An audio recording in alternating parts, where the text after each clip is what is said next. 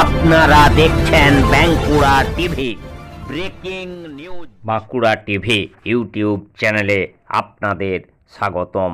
আজ Bankura TV YouTube চ্যানেলে chief editor the tiger journalist দাদা উত্তম দে তুলে ধরছি বাঁকুড়া টিভিতে আজকের প্রতিবেদন। সারা বাংলার খবরে খবর বাঁকুড়া টিভিতে। অল ইন্ডিয়া আদিবাসী হো সমাজ ও ভারত জাকাত মাঝি পারগনা মহল দাসপুর শাখার উদ্যোগে বিভিন্ন বঞ্চনার অভিযোগ তুলে বাসুদেবপুর গ্রাম পঞ্চায়েতে ডেপুটেশন।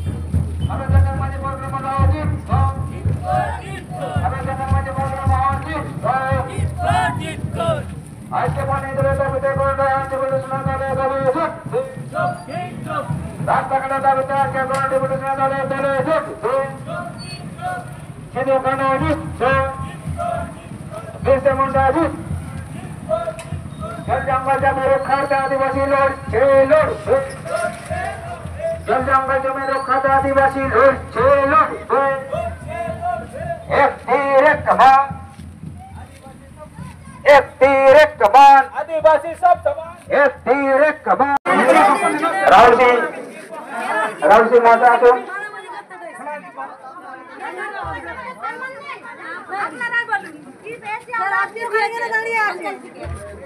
মারামারি তো হবে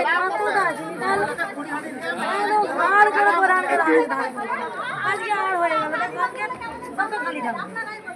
স্যার গেট করতে বলুন।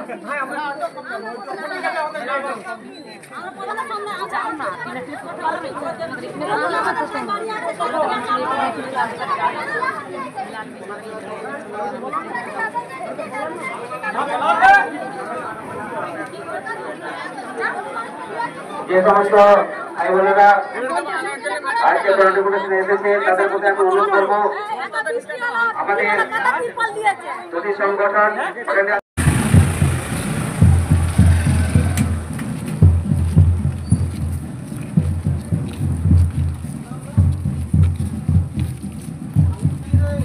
ভালো জাকাত মাঝি পারগনা মহলটি ঘোষ, ভালো জাকাত মাঝি পারগনা মহলটি ঘোষ, অল ইন্ডিয়া আদিবাসী হো সামাজিক ঘোষ, অল ইন্ডিয়া আদিবাসী হো সামাজিক ঘোষ। আজকে বাসুদেবপুর গ্রাম পঞ্চায়েত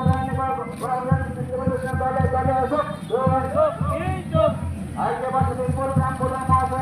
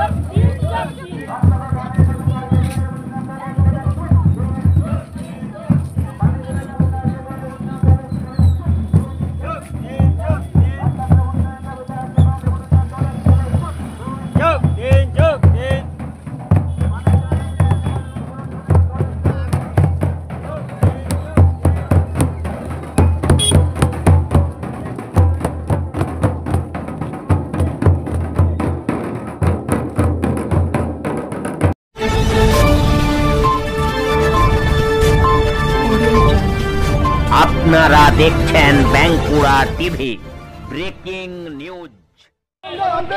IIM জোকাই ধর্ষণে অভিযুক্ত ইঞ্জিনিয়ারিং এর দ্বিতীয় বর্ষের পড়ুয়াকে হরিদেবপুর থানা থেকে বের করে আলিপুর আদালতের উদ্দেশ্যে নিয়ে যাওয়া হলো। সেই খবর আপনারা দেখতে থাকুন বাঁকুড়া টিভির পর্দায়।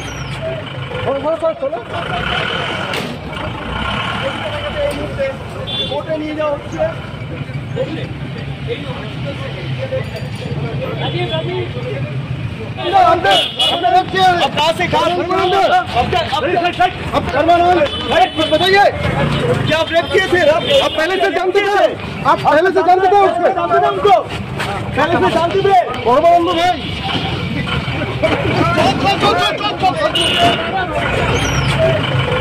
चलो कोर्टे নিয়ে যাও হচ্ছে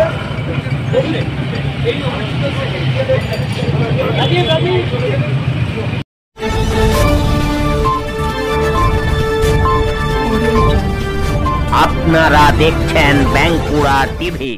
ব্রেকিং নিউজ।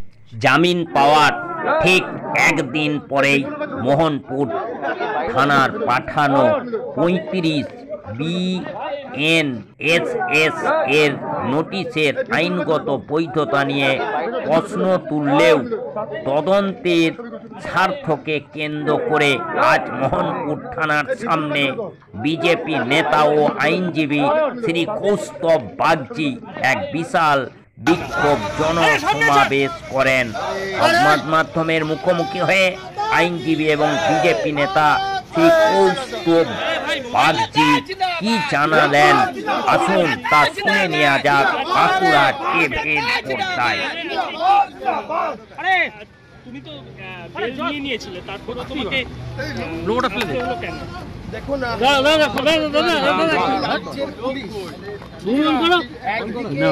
আমরা সবাই হাত দুখছে যে কাঞ্চন মল্লিকের ঘটনায় তৃণমূল বিধায়ক কাঞ্চন মল্লিকের ঘটনায়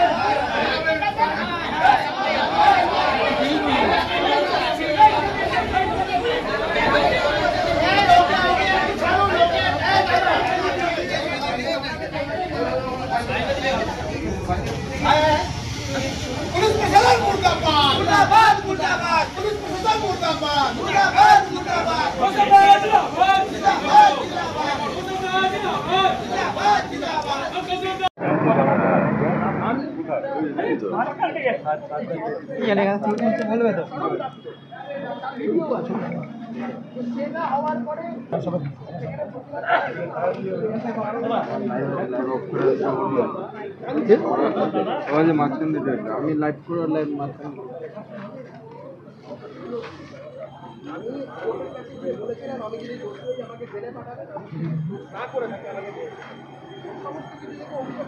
সরকারের বিরুদ্ধে আওয়াজ তুলবে, এটা তো সরকারের একটা মানে রোজকার ঘটনা। জিজ্ঞাসা করা হলো, কোনো মাথা নেই মুন্ডু নেই, আমি কখন গেছি, কেন গেছি, কবে গেছি, কটার সময় গেছি, কতলায় উঠেছি, এই ধরনের যত রাজ্যের সমস্ত অবান্তর প্রশ্ন করা হলো, যার কোনো মাথা এবং মুন্ডু কোনোটাই নেই। আমি যেটা বলার সেটা ওদেরকে বললাম বারংবার, শুধু আমাকে বলে তো নয়, ভারতীয় জনতা পার্টির আমাদের প্রত্যেক কটা কার্যকর্তাকে হেনস্থা করা হচ্ছে। শুধু আমি কৌস্তব বাগচি একা নয়, যারা সেখানে ছিল না পর্যন্ত, যাদের সাথে এই ঘটনার কোনো লেনাদেনা, শুধুমাত্র ভারতীয় জনতা পার্টি করার অপরাধে তাদের বারংবার নোটিশ পাঠাচ্ছে এই পুলিশ, বারংবার। কোনো মানে এই কালো যে ওড়নাটা পড়েছেন গলায়, এটা প্রতিবাদের জন্য পড়েছে, এটা প্রতিবাদের জন্য পড়েছে। কেন? প্রতীকী প্রতিবাদ, এই সরকারের বিরুদ্ধে এদেরকে বোঝানোর জন্য যে এই জিনিসগুলো যেগুলো আপনারা করছেন সেটা ঠিক জিনিস করছেন। পুলিশ বা যে কোনো ল এনফোর্সমেন্ট এজেন্সি কি পড়েছে, এই যে কালো কালো, এটা আমার একটা প্রতীকী প্রতিবাদ, এদের বিরুদ্ধে একটা প্রতীকী প্রতিবাদ। এবং আমি এদেরকে এটা বারবার করে বোঝানোর চেষ্টা করি সমস্ত ল এনফোর্সমেন্ট এজেন্সিদের, যে সরকার আসবে যাবে, কিন্তু আপনাদের এই ভূমিকাগুলো এগুলো কিন্তু তোলা থাকে সব। কি বললেন আপনি উত্তরে কি বললেন? আমাকে যা যা জিজ্ঞেস করেছে আমি সবটাই বলেছি, ওদেরকে এটাও বলেছি যে আইনের বইপত্রগুলো ভালো করে পড়ুন, মমতা বন্দ্যোপাধ্যায়ের কবিতা বইগুলো পড়া ছাড়ুন, আইনের বইগুলো পড়ুন। এগুলো পড়লে এই 35(3) এর নোটিশটা আপনারা আমাকে দিতেন না, কারণ ওই 35(3) এর নোটিশের তলায় স্পষ্ট করে লেখা আছে failure to comply with the notice will make you liable for arrest under section 35(5) বা 35(6). এটা তো করতে পারে না ওরা, আইনের বইপত্র বললো না আমার এটা ভুল হয়েছে, আমি শিখিয়ে দিলাম যে কিভাবে নোটিশ লিখতে হয়, সেটা আমি শিখিয়ে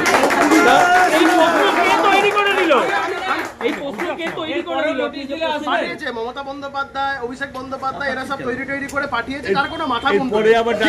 এই নোটিশটার মানে আর মমতা বন্দ্যোপাধ্যায়ের কবিতা দুটো এক। নার্সিংহোমের বিরুদ্ধে কোনো অভিযোগ জানালেন? নার্সিংহোমের বিরুদ্ধে তো কালকে আমরা আমাদের যে কার্যকর্তা আছেন কার্তিক দাস, তিনি অলরেডি মামলা করেছেন, ব্যারাকপুর কোর্টে মামলা করেছেন নার্সিংহোমের বিরুদ্ধে, কারণ পুলিশ তো এফআইআর নেয়নি। কালকে তিনি অলরেডি ব্যারাকপুর কোর্টে এফআইআর করেছেন, এফআইআর করার জন্য করেছেন। কি বলেছেন তাতে? সেখানে এই যারা যারা দোষী ব্যক্তি, হসপিটাল ম্যানেজমেন্ট থেকে শুরু করে যারা যারা রয়েছেন সমস্ত লোকেদের বিরুদ্ধে, ইনফ্যাক্ট পুলিশের বিরুদ্ধে, মোহনপুর থানার আইসি এবং অন্যান্য অফিসিয়ালসদের বিরুদ্ধে, কারণ তারা যাকে জোর করে কমপ্লেনটাকে উইথড্র করেছে, এই মর্মে এফআইআর করার জন্য একটা দরখাস্ত করেছেন ব্যারাকপুর কোর্টে। আবার কোর্ট কল ফর রিপোর্ট করেছে আগস্ট মাসে, ওটা নেক্সট ডেট আছে, আমরা ওটা লিগালি যেতে চাই। পুলিশের কাছে রিপোর্ট তলব। তার কারণ কাঞ্চন মল্লিক শাসক দলের বিধায়ক, কাঞ্চন মল্লিক মমতা বন্দ্যোপাধ্যায়ের অত্যন্ত প্রিয় একজন পাত্র। কাঞ্চন মল্লিক ট্রপিক্যাল স্কুল অফ মেডিসিনে বিভাগীয় প্রধানকে যথেচ্ছ গালিগালাজ করলেন, তাকে বদলি করার হুমকি দিলেন। কেন? তিনি বিধায়ক, তিনি লাইনে দাঁড়াবেন না। আর আমার প্রতিবাদটা ছিল একজন গরিব মানুষ একটা বেসরকারি হাসপাতালে মারা গেছে, এবং সেই বেসরকারি হাসপাতালে মারা গেছে ডাক্তার এবং ম্যানেজমেন্টের গাফিলতির কারণে। তার জন্য প্রতিবাদ করার জন্য আমার বিরুদ্ধে এফআইআর, বারবার পুলিশি তলব। কিন্তু আমি প্রশ্ন করছি, শুধুমাত্র শাসক দলের বিধায়ক হওয়ার কারণে কাঞ্চন মল্লিকের বিরুদ্ধে এখনো অবধি এফআইআর তো দূরস্থ, কোনো রকম কোনো পুলিশি পদক্ষেপ বা তলব কোনো কিছু হলো না। বাংলার মানুষ সবটাই দেখছে। এই পুলিশ ভাবছে হয়তো আমি এদের তলবে ভয়টায় পাবো। আমি এসেছি এদেরকে এটা বোঝানোর জন্য যে কৌস্তব বাগচি আর যাই হোক পিসি ভাইপোর পুলিশকে ভয় পায় না, গোটা প্রশাসনকে ভয় পায় না, সর্বোপরি পিসি ভাইপোকেও ভয় পায় না। না, কালকে আমি লিখেছি যে যখন একটা মানুষ বেল নিয়ে নেয়, আমি যখন কোর্টের কাছে গেছি, কোর্টের কাছে বেল নিয়েছি, তখন তারপরে 35(3) প্রশ্নটা থাকে না, কারণ ফেলিয়ার টু কমপ্লাই 35(3) সেখানে অ্যারেস্টের কথা আছে। তোরা আমাকে অ্যারেস্ট করবে কি করে? আমি দেখি এরা কি চিন্তা ভাবনা করে রেখেছে। আমি একটা জিনিসই যেটা ভাবছি সেটা হচ্ছে, বটতলা থানায় পঙ্কজ দত্ত আমাদের অত্যন্ত প্রিয় মানুষ একজন ছিলেন। পঙ্কজ দত্ত রাজ্য পুলিশের অত্যন্ত উচ্চপদস্থ একজন কর্মকর্তা ছিলেন।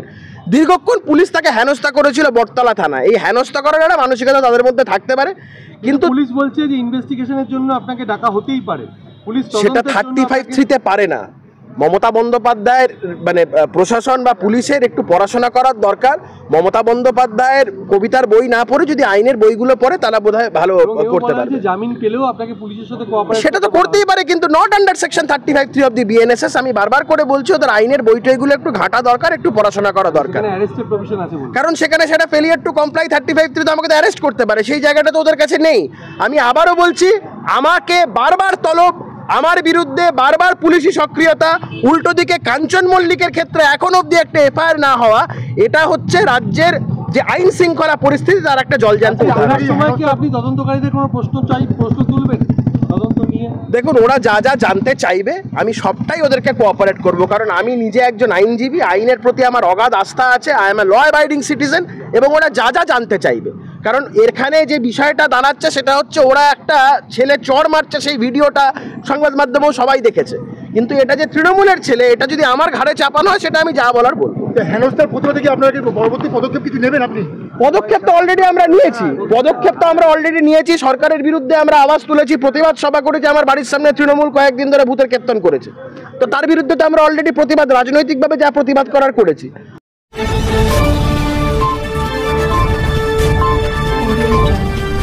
আপনারা দেখছেন বাঁকুড়া টিভি।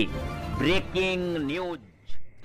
কাঁথিতে সংবাদ মাধ্যমের মুখোমুখি হয়ে হিন্দু বিরোধী মমতা বন্দ্যোপাধ্যায়ের সরকারের বিরুদ্ধে হিন্দু বলে মেরে দিয়েছে সেবক হিন্দু হত্যা, কমপ্লিটলি একদম হিন্দু হত্যা। এবং সুজিত দাস বিরোধী দলনেতা সম্মানীয় শ্রী শুভেন্দু অধিকারী মহাশয়, হ্যাঁ, এই দুজনকে মেরেছে। যারা মেরেছে তারা হলো গরিরুল ইসলাম শেখ আতায়ুর, শেখ শাহ আলম, শেখ মহিদুল, শেখ আরিফ বিল্লাহ, জালাল বেগ এবং শেখ আসমত।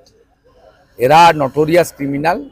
এদের মধ্যে শেখ যে গরিরুল, তাকে এনআইএ ডেকেও ছিল এর আগে পশ্চিম ভাঙনমারির বোমা বিস্ফোরণ কেসে। কমপ্লিটলি এদেরকে খুন করা হয়েছে, এটা নিয়ে কোনো দ্বিধাদ্বন্দ্ব বিষয় নেই। আমি ভোর 5:30টার সময় আমাদের পঞ্চায়েত সমিতির বিরোধী দলনেতা জেলার সম্পাদক পবিত্র দাসের সঙ্গে আমি 5:30, 5:40 থেকে আমরা টাচে আছি এবং পরিবার আমার পাশে দাঁড়িয়ে আছে।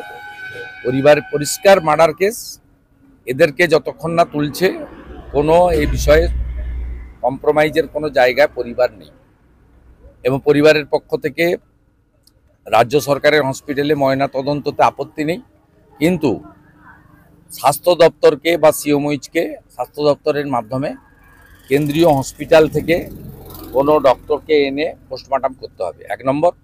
দ্বিতীয় নম্বর হচ্ছে পরিবারের লোক যে আপনার মুখে রক্ত, মাথায় দাগ, আপনার বাবাকে দেখতে দিয়েছে? আমি হসপিটালে যখন এসেছিলাম বাবা ছেড়া আছে, আর ঘাড়ের একটা লাঠির কাদার দাগ আছে। হ্যাঁ, দাগ আছে। তো দেখুন, একদম কমপ্লিটলি বাড়ির লোকদের বক্তব্য দেখুন, এই হিন্দু বলে খুন করেছে, ছাড়া হবে না। বেলা 12টা থেকে খেজুরি জুড়ে বিক্ষোভ হবে 1 ঘন্টা, 12টা থেকে 2টো পর্যন্ত। এবং আগামী সোমবার দিন খেজুরি সমস্ত হিন্দু সংগঠন, মন্দির কমিটি, পূজা কমিটির পক্ষ থেকে খেজুরি বন্ধ রাখা হচ্ছে। জাতীয় সড়ক, যেহেতু দীঘার টুরিস্টরা যায়, জাতীয় সড়ক এই বন্ধের আওতার বাইরে থাকবে, সর্বাত্মক বন্ধ করা হবে। এবং আমি নিজে বন্ধের সমর্থনে জনকা থানা থেকে বিদ্যাপীঠ মিছিলে নেতৃত্ব দেব। এটা হচ্ছে মানে এই যে গরিরুল হচ্ছে তৃণমূল কংগ্রেসের নেতা, সে জানে পুলিশ কিছু করবে না। ওরা এলাকা ছেড়ে পালিয়ে গেছে, পুলিশ সকাল থেকে সব পালিয়ে গেছে, মার্ডার করে দিয়ে পালিয়ে গেছে। গোটা এলাকায় মুসলিম গুন্ডাগুলো তৃণমূলের আশ্রিত সমস্ত এলাকা ছেড়ে পালিয়েছে এবং পুলিশ গল্প দুজনেরই স্ট্রোক হয়ে গেল। একটা 23 বছরের, একটা পরে যখন বুঝেছে চেহারা করব, দোষীদের গ্রেপ্তার করব, আপনারা আন্দোলন করবেন না। আন্দোলন তো আমরা করব, পরিবার সাথে থাকবে, হিন্দুরা আন্দোলন করবে। মুর্শিদাবাদে জোড়া খুন করেছিল, আবার খেজুরিতে জোড়া খুন করেছে, ছাড়ার কোনো সিনই নেই, একদম সিন নেই। যা করার তাই করব। আমাদের পুরো টিম মাঠে নামছে, 12টা থেকে খেজুরি জুড়ে বিক্ষোভ হবে। কালকে কাঁথিতে বড় র্যালি আছে, সেই র্যালির নাম কন্যা সুরক্ষা, তার সঙ্গে আমরা হিন্দু সুরক্ষা যাত্রাও করব। এবং আগামী সোমবার খেজুরি জুড়ে সমস্ত হিন্দু সংগঠন, মন্দির কমিটি, ক্লাব কমিটি বন্ধ পালিত হবে 12 ঘন্টার। এবং আমি নিজে জনকা থেকে বিদ্যাপীঠ বন্ধের সমর্থনে মহামিছিলে নেতৃত্ব দেব। ছাড়ার কোনো জায়গা নেই, ধ্বজ নিয়ে আন্দোলন হবে, হিন্দু সুরক্ষা এবং হিন্দু স্বার্থে লড়াই হবে, কোনো কম্প্রোমাইজ নেই। রাত্রে 2:30টার সময় বেছে বেছে হিন্দুদেরকে খুন করবে, আর খুন যারা করেছে দরজা বন্ধ করে দিয়ে পালিয়ে যাবে, আর পুলিশকে দিয়ে গল্প ফাঁদার চেষ্টা হবে। এখানে অন্তত এটা আমরা করতে দেবো না। এটা ক্যানিং ভাঙন নয়, যা খুশি করে নেবেন ডেকে নিয়েছে। এটা দক্ষিণ 24 পরগনা নয়, না পূর্ব মেদিনীপুর। এখানে হিন্দুরা জেতে, হিন্দুরা হারে না। যা করার আমি করব। আমি পরিবারের সঙ্গে দেখলাম, আপনাদের সঙ্গে আমি আছি, সব পবিত্রর মাধ্যমে যোগাযোগ রাখুন। আমি সোমবার দিন আসছি।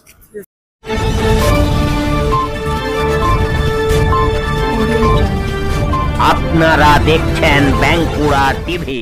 Breaking news. পটাশপুরে জেলা তৃণমূল কংগ্রেসের উদ্যোগে রক্তদান শিবির, কিন্তু এই রক্তদান শিবিরের উদ্দেশ্য হিসাবে এখানে যা বলা হয়েছে তা হচ্ছে 21শে জুলাইয়ের যারা শহীদ তাদের শ্রদ্ধা জানানো, শ্রদ্ধা জ্ঞাপন করা। মূলত বিষয়টা হলো যে এই যে রক্তদান শিবির, রক্তদানের উদ্দেশ্য হচ্ছে এখানে টাকা রোজগার করা হয়, তো এই টাকা রোজগার করে গাড়ি ভাড়া করে রক্ত বিক্রি করে মানুষকে টাকা দিয়ে এই ব্রিগেড ভরানোর জন্য এই প্রশ্ন বাঁকুড়া টিভির এডিটার ঘুরে দিচ্ছে পশ্চিমবাংলার সমস্ত মানুষের পক্ষ থেকে এই পটাশপুর জেলা তৃণমূল কংগ্রেসের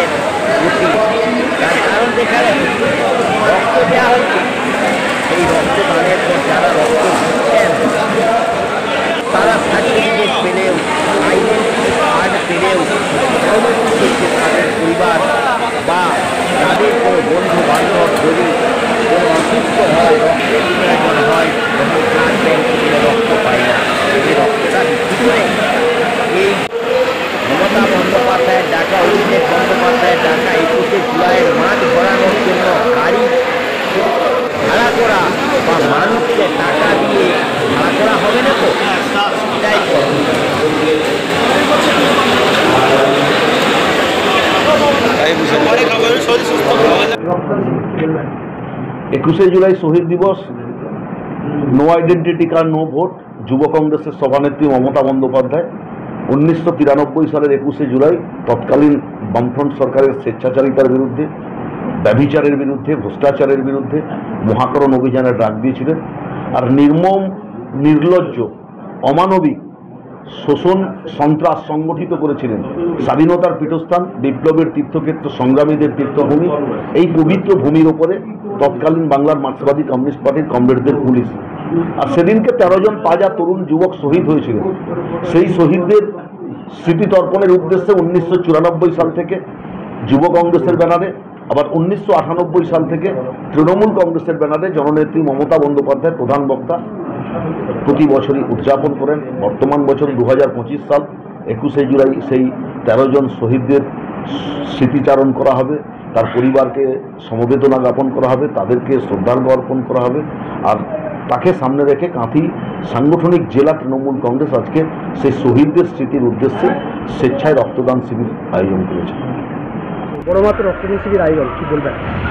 কাঁথি সাংগঠনিক জেলা তৃণমূল কংগ্রেসের আহ্বানে আজ এখানে মেগা ব্লাড ডোনেশন ক্যাম্প অনুষ্ঠিত হলো। প্রায় 500-র অধিক জন এখানে রক্ত দিলেন।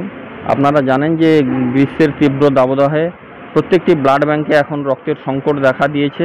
সেই উদ্যোগকে পাথেয় করে আজকে আমাদের কাঁথি সাংগঠনিক জেলা তৃণমূল কংগ্রেসের আহ্বানে রক্তদান শিবির অনুষ্ঠিত হলো। রক্তদান মহান দান, 1 ফোঁটা রক্ত একজন মুমূর্ষু রোগীকে বাঁচাতে সাহায্য করে।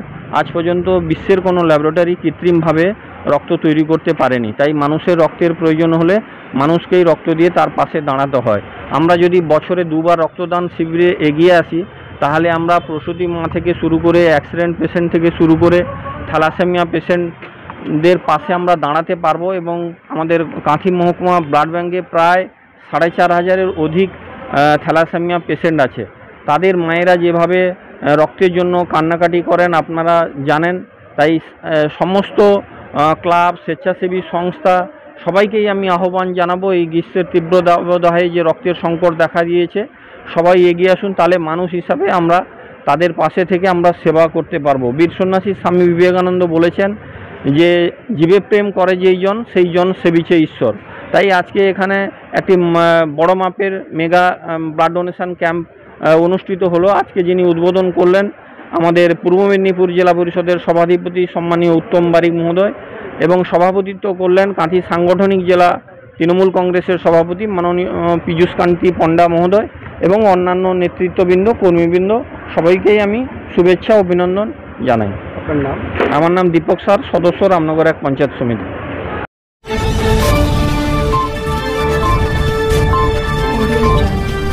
আপনারা দেখছেন বাঁকুড়া টিভি। Breaking news. প্রায় 42 দিন নিখোঁজ থাকার পর অবশেষে নিজের বাড়িতে ফিরে এসেছেন ইসলামপুরের 6ঘরিয়া এলাকার কিশোর শামসাদ আলম।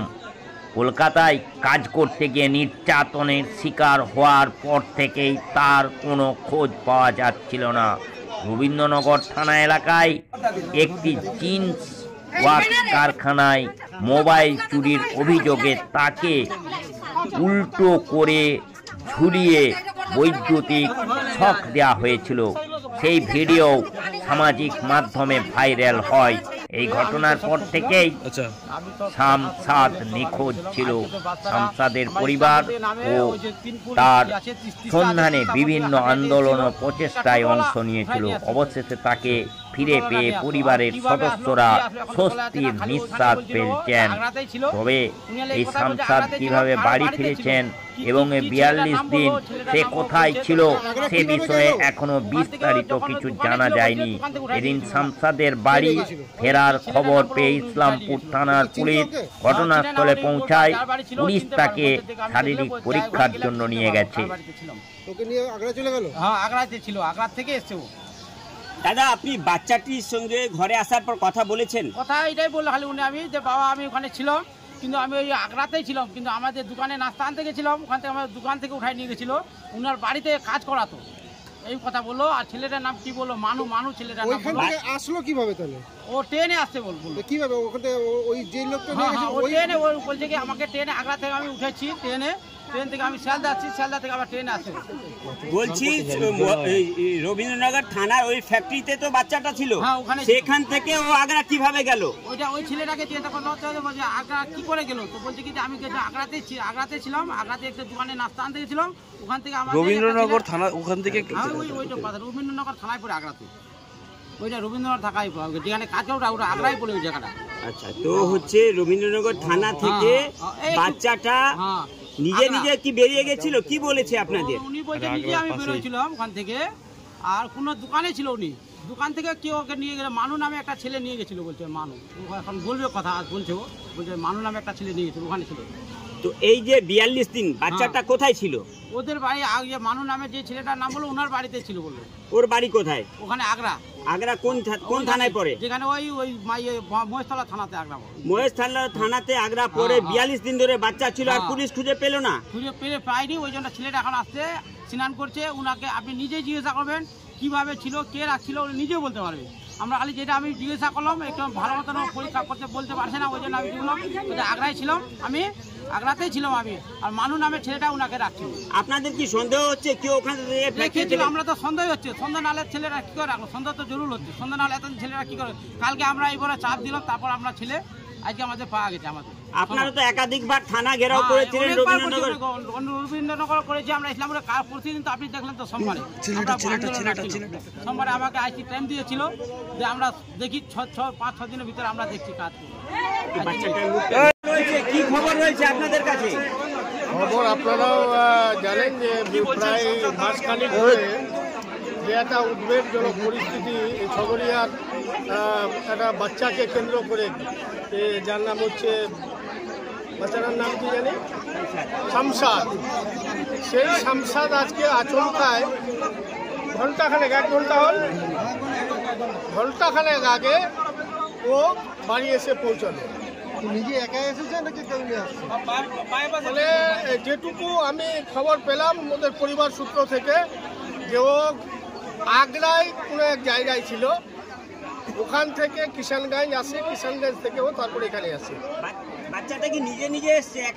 ও পরিবার সূত্রে যা খবর তাতে ও একাই আসে আগ্রা থেকে কিষানগঞ্জ থেকে ও হেঁটে ইসলামপুর অব্দি আসে। আপনি কি বাচ্চাটার সঙ্গে কথা বললেন?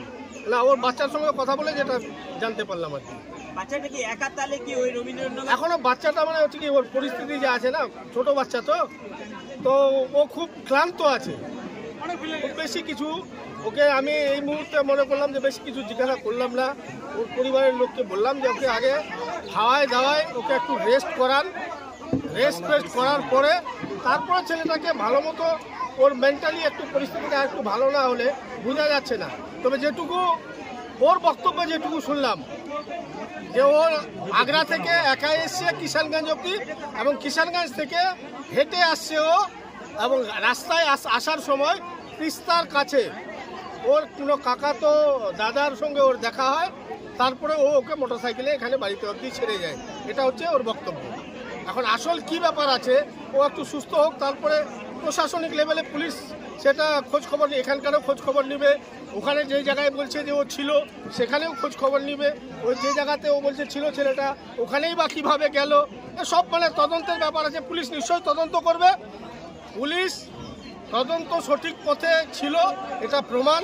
পুলিশ যা বলছিল, যেটুকু বলছিল, এখন যেহেতু ছেলেটা মিসিং ছিল বলার মতো স্কোপ ছিল না, কিন্তু পুলিশের আমাদের এমনি যেটা আপনাদের পুলিশ যেটা বলতো যে আমাদের তদন্তে যা উঠে আসে তাতে বাচ্চা মারা যায়নি, বাচ্চা আছে কোথাও, এই কথাটাই পুলিশ বলতো, কিন্তু পুলিশ এটা প্রকাশ্যে বলতে পারছিল না, কারণ ছেলেটা মিসিং।